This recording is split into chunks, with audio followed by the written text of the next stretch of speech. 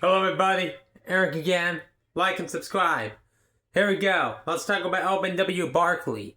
Alben William Barkley, November 24th, 1877 to April 30th, 1956, was an American lawyer and politician from Kentucky who served as the 35th Vice President of the United States from 1949 to 1953 under President Harry S. Truman.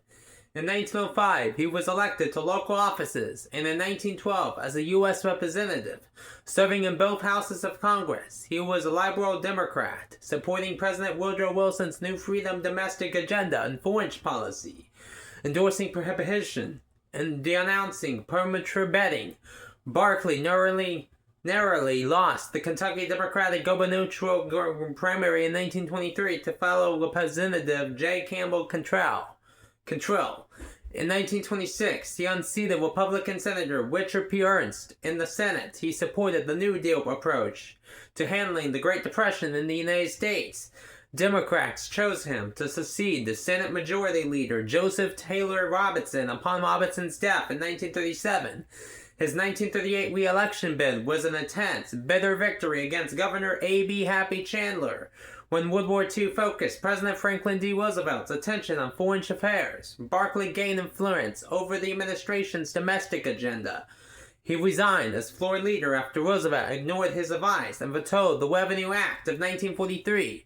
The veto was overridden by both houses, and the Democratic senators anonymously re-elected Barkley to the position of majority leader.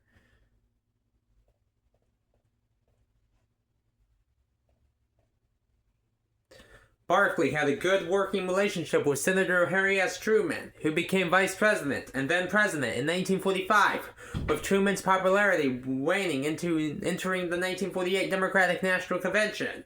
Barkley gave a keynote address that energized the delegates.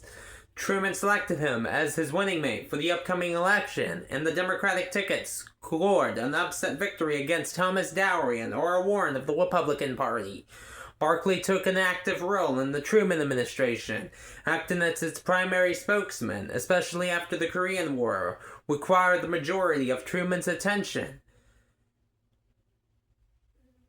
When Truman announced that he would not seek re-election in 1952, Barkley began organizing a presidential campaign, but labor leaders refused to endorse his candidacy because of his age, and he withdrew from the race. He is the most recent Democratic vice president and never received the party's presidential nomination.